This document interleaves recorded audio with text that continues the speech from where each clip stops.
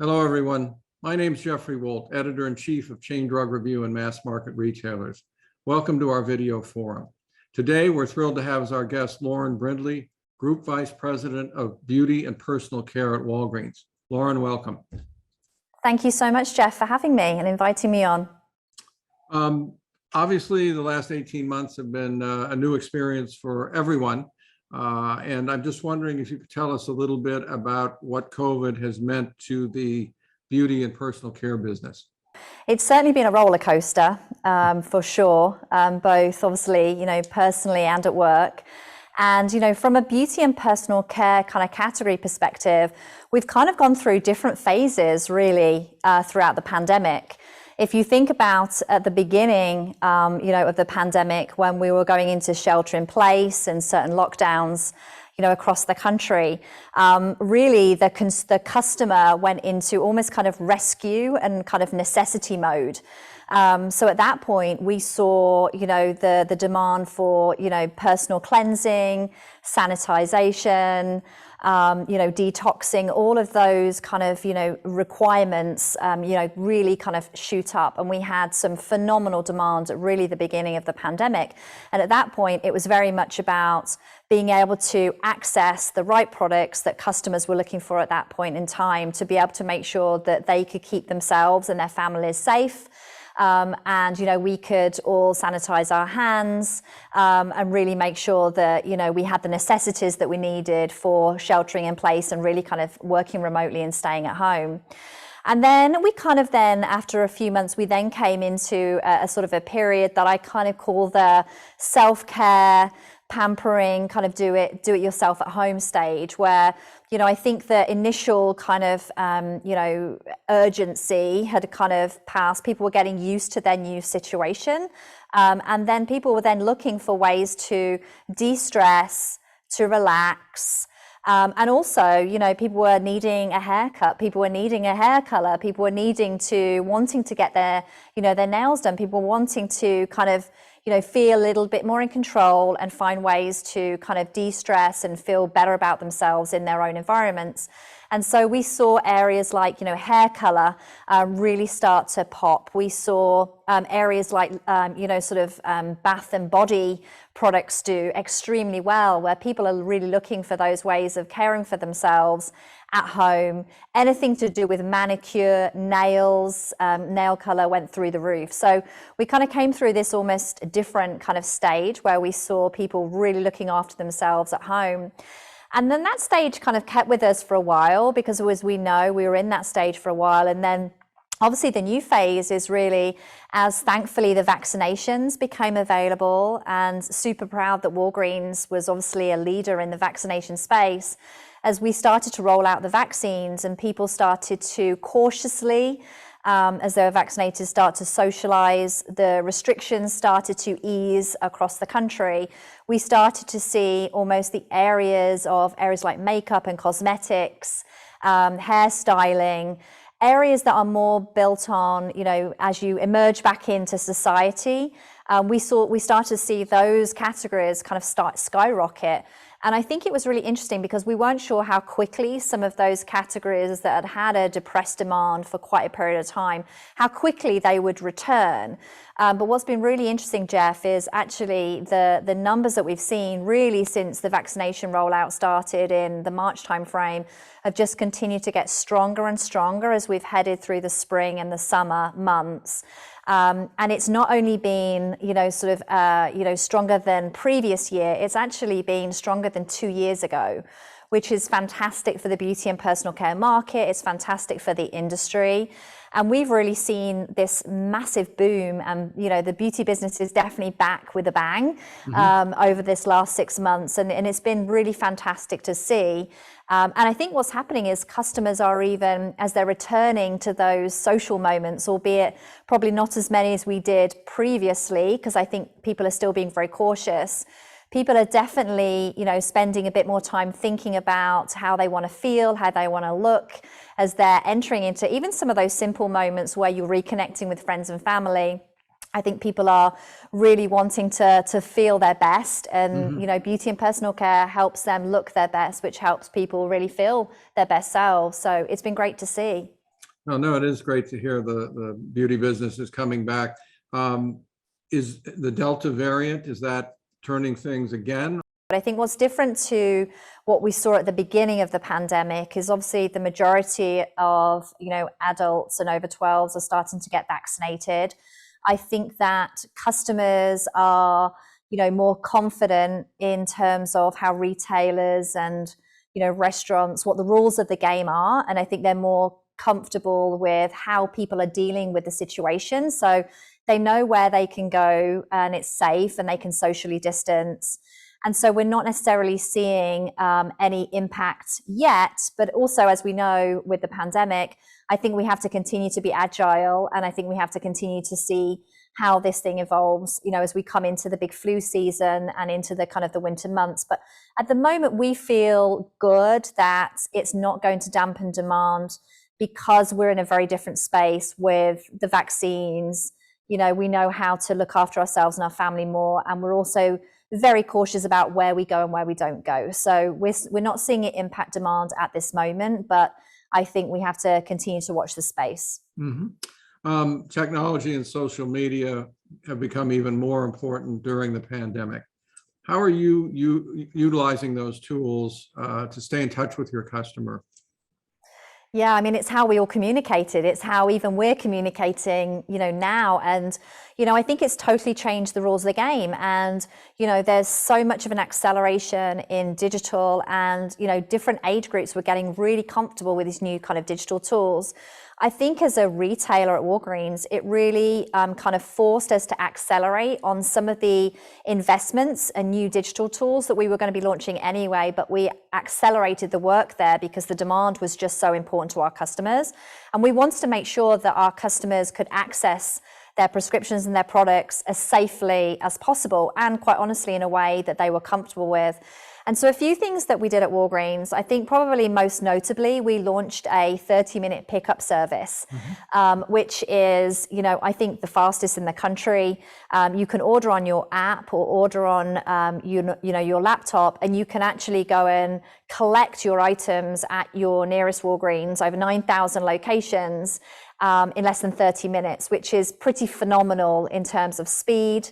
And you can drive through, so you don't even need to get out of your car. You can get curbside, or if you do need to pick up something from the store, then you can also opt to walk into the store. And you don't even have to make that decision until you're right outside the store, which is wonderful. So it gives the customer the ultimate flexibility and how they want to access the products. That has been a game changer in terms of, for us, driving our digital penetration and for customers feeling that they have multiple options to be able to access their products. The other thing it did is we launched a lot of third-party partnerships. So that being, DoorDash, Instacart, Uber Eats. So we're using our third parties again to be able to, get that immediate delivery to your doorstep for essentials or beauty and personal care products that you need in that moment in a very safe way. And then also most recently, we launched our own same-day service. So you can actually get same-day delivered to your home within an hour, which is, I think, pretty phenomenal speed. And again, we just continue to bring out new fulfillment methods. And I think what makes us unique is the fact that we have so many brilliant locations across the US, 9,000 locations.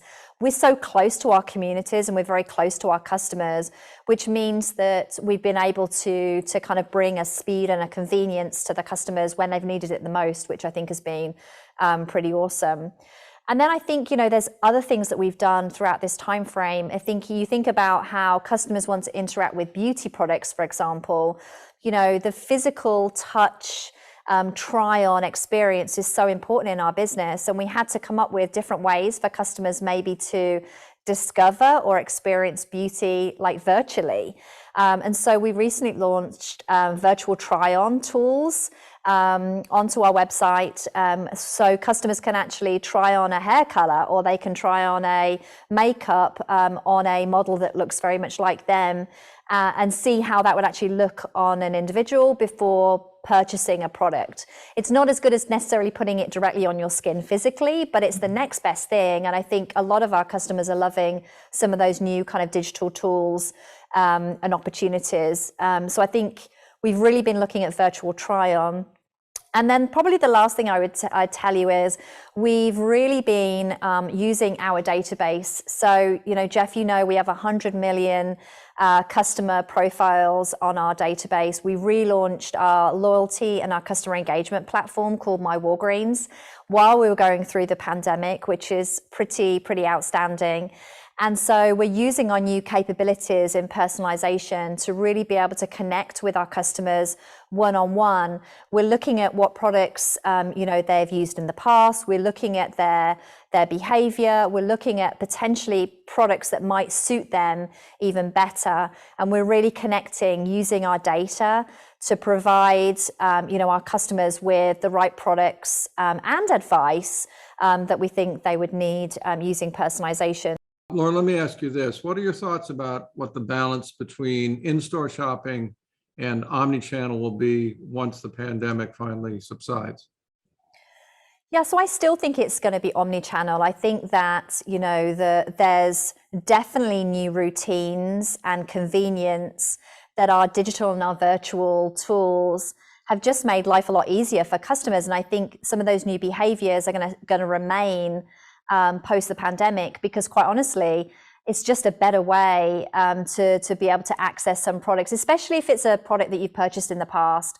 Mm-hmm. I do think there's continue to be a really important role for the store, though, when it comes to discovery, when it comes to wanting to have an in-person consultation. And we can already see that customers are wanting to come back to the stores, but they want to come back to a store that they know is safe. It has to be worth the trip. So it's got to be an experience. It can't just be to pick up a product that, they could access easily through one of our digital tools. So I think it's on us to make sure that we continue to elevate the experience. We continue to make that in-store opportunity a really great experience and a delightful experience for the customers. And we have to make sure that it blends the online and the offline blur together and they come together in a seamless way. And I think, really looking at our customer through that omni-channel lens, looking at all the different ways we connect with that customer, and then really understanding the role of each of those channels, whether that be the in-store, whether that be through the digital tools, whether that be through connecting with them on social media channels. We have to really make sure that we show up seamlessly from a brand experience, and that we are using all the data we have to be able to provide them with the best experience wherever they want to engage with us. Are there specific product attributes that consumers are more concerned about today than maybe they were prior to COVID's arrival? I think the way I look at it is there were some trends happening, macro trends happening in the industry. And, I think with the pandemic, I think some of those trends have just accelerated.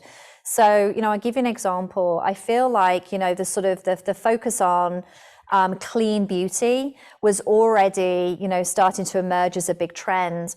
I feel that consumers and customers are even more interested in not only what they put in their bodies, but also what they put on their bodies now. So we're definitely seeing an increased focus on wanting to understand, what's in the product, the ingredients, making sure that there isn't anything in there that they wouldn't want to be in there, but also a focus on good ingredients. Mm-hmm. So people are really looking to see, what does retinol do? What does hyaluronic acid do? Am I getting the right ingredients and the right solutions for the result that I want to achieve for my skin and to help me feel my best self? So I think clean beauty is definitely one element. We can also see that, sustainability and the impact on the environment has also accelerated. It was, a big consideration coming into the pandemic, but I think we could all see what happens, some of the benefits of, less airplanes in the sky, less traffic on the roads. I think we could all see, and we were sharing around the globe some of those impacts. And I think the younger generations coming through especially are very aware of the impact as individuals we're having in the world. And I think, customers of all ages are really looking to their brands and their retailers to do right by the planet as well as to do right by, the communities that they serve. And so, I think there's definitely more of a desire for, sort of alternative solutions to plastics. Mm-hmm. I think reuse is going to be a big trend. We're working with the Loop partnership on launching a reuse platform. Mm-hmm. And I think customers are really thinking about, is this brand being sustainable? Are they thinking about the environment, and are they doing the right things? And at Walgreens, we have a big corporate social responsibility charter, and it's very important to us, but I think it's really becoming important to our customers, and therefore we need to move even faster in this space moving forward, and that's certainly what you're going to see from us. You say the environmental factors and things like that influence consumers' decisions. How big a role does that play in your decision as to what products you're going to bring into the store? It's definitely becoming an increasing, consideration of the brands and the products that we want to kind of bring into the store. I mean, our job really is to be the voice of the customer in making the choices of the brands and the assortment that we bring into the Walgreens stores across the whole of the United States. And therefore, it's important to our customers, it's important to us, and it's a consideration that we need to bring through. I mean, what I would tell you is when we're looking to bring new brands into Walgreens, we're always looking for, is it relevant to our customers? Is it relevant to the customers and communities that we serve? And that doesn't necessarily mean across all of the states, all of the stores. It could be relevancy within a certain group or a certain community, but it's got to be very relevant. And also we look for new and unique and differentiated, brands and products, because there's no point bringing in lots of the same products or brands. Like, we're always looking to provide a better quality, better value, better innovation. And I think, packaging and the removal of single-use plastics is one of those considerations. It's not the only one, but I do think it's becoming a bigger part of our conversation. Obviously, it's a very diverse country, and diversity and inclusion are a priority, I think, for most retailers and most corporations. How has that concern affected the mix and presentation in the beauty and personal care department? Yeah, so I think it's always been part of our DNA at Walgreens. We are a community pharmacy, therefore we are a community beauty store and retailer. And so we've always been very focused on making sure that we're relevant in the communities. But I do think that what's happened, over the last year is that it's really highlighted that there were some gaps in our offer that I think we needed to resolve for our customers. And I think that it also made us really look at, have we got the right assortment in the right stores across the states? Mm-hmm. And so what we've been doing is we've been really making sure we have something called customer clusters. So what we do when we're pulling together products and brands is we will look at all of the stores and online, and then we will segment the stores based on the different communities and customer groups that we're serving. And that could be, it could be that there's a high Hispanic population. It could be that there's a high African American population. It could be that there's an older demographic. It could be that it's a more premium customer demanding more premium brands. We look at lots of different dimensions using our data, and then we basically make a recommended assortment based on the community and the customer around that group of stores. I think what we've done through this time period, if we've really sharpened our focus to make sure that we were really using most up-to-date data, that we were making bigger, bolder choices to make sure that we were really showing up as authentic and credible in those different environments. And I think as we work through that, I think we recognized there were some gaps in our offer. And so in the next year, you'll see more diverse brands and assortment, and from more diverse suppliers as well, come into the Walgreens stores to make sure that we are really being customer-led in everything that we offer. And I'm really excited about the work that we've done, and I'm sure the customers are going to see that come to life as we start to bring the new assortments in over the next year. One of the strengths of Walgreens is its beauty advisors, and you alluded to people wanting to come in for consultations. Maybe you can talk a little bit about what that means to your business. Yeah, so our beauty consultants, Jeff, as you know, are very unique in the US. We have 3,500 beauty consultants that work across 3,000 of the top beauty stores in all of the states, across the United States. And what's been really, really interesting is that as the beauty business, the beauty demand has come back, as we start to, restrictions are easing and, people are starting to become more social and more mobile, we are really seeing that the stores that have that beauty consultant expertise in place are the ones that are really driving the recovery the most and driving the most demand. And that's really because those experts are really there to support customers as customers are really coming back into the store to look for potentially new solutions. They're coming out of a period of working from home a lot, being at home a lot, and they're looking for discovering new solutions. And they're having great conversations with our beauty consultants. But I would tell you, Jeff, that as we went through the pandemic, it was a really interesting time because we had to remove physical testers from the floor. We had to adapt our beauty consultation model to be no touch. But what was really, really interesting about as we went through the pandemic, it was very, very, very clear that the power of the beauty consultation model was in the power of that expertise and advice and conversation. Mm-hmm. And so 95% of what we used to do, we could still do even without having the tester, on the shop floor and physically being able to touch their customers. And, we'd recognize we needed to provide them with some virtual tools that I talked about earlier. But I think it's really highlighted where there's opportunities for our beauty consultants to support even further. And I think one of those areas that's really come to the fore is we were getting a lot of questions on skincare in particular as we were going through the pandemic. I think being a pharmacy and a healthcare company, people know that we understand skin. And therefore, because we understand skin, they're asking us in terms of, which is the right ingredients for my skin? If I have certain problems, how can you help me recommend the right one, which is the safest or the kindest on my type of skin? So I think it's definitely highlighting areas that we can even increase our capability in our training and our services more in the future. It's also really highlighted the partnership that we created between our pharmacists and our beauty consultants, which again is very unique to Beauty and Walgreens. Our beauty consultants and pharmacists really work as a fantastic team.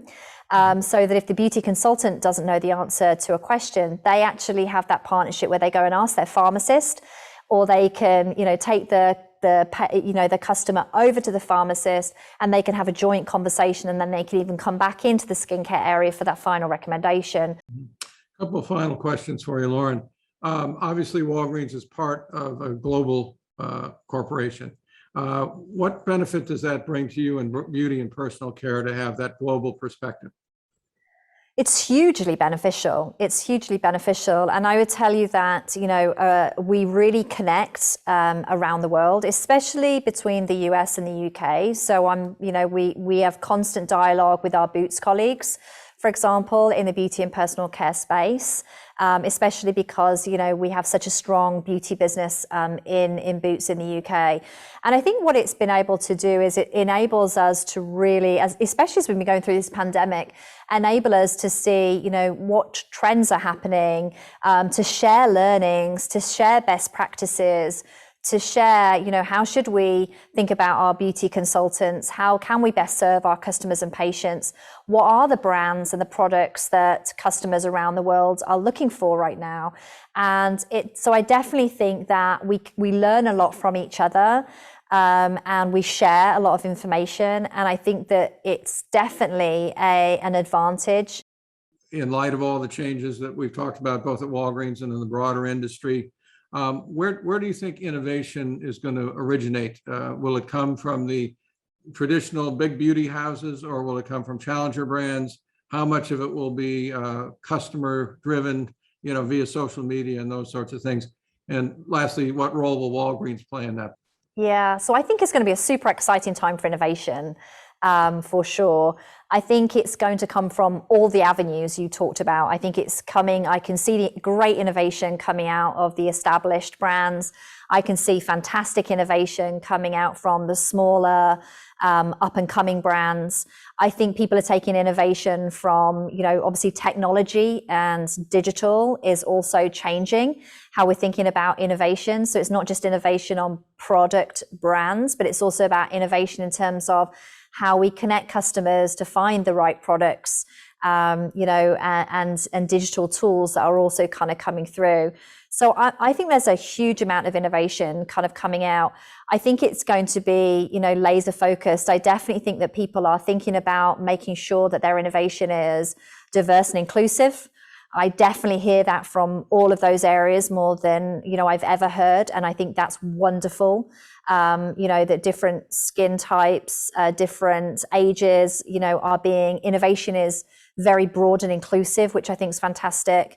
I think people are really thinking about convenience. Mm-hmm. So they're thinking about how do I get these products on demand? I think people are really thinking about health and wellness. I think people are really recognizing that beauty has a massive role to play in well-being. Mm-hmm. And, I think people are really interested in this wellness and well-being space, and not only what they're putting on their body, what they're putting in their body, and how does that affect beauty. So I think that's going to be a really interesting space. Definitely trust and transparency, I think, is a big innovation space. So, obviously, vegan is a big trend. People don't want products that are animal tested, the sustainability thing I was talking about. And then, I definitely think there's a lot of innovation coming in, really kind of potent science.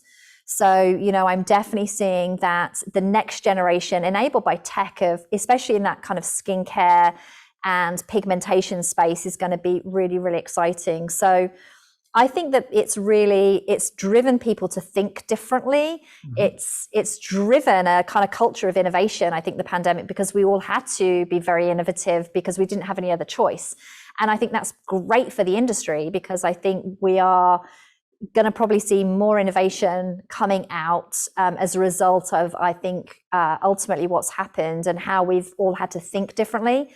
And ultimately, we've all had to be customer centric in a way that potentially in the past we haven't always had to be. And so I think that everything I'm seeing is very customer and consumer centric. What are those unmet needs? But how can we solve those unmet needs in some really creative and amazing brand ways? So I think it's going to be an interesting next year, that's for sure. Okay, well, Lauren, this has been great. It will be interesting for us to watch how you help drive the evolution of the business. And we thank you for your time today. Well, thanks for having me, Jeff. And, we'll speak soon. Thank you.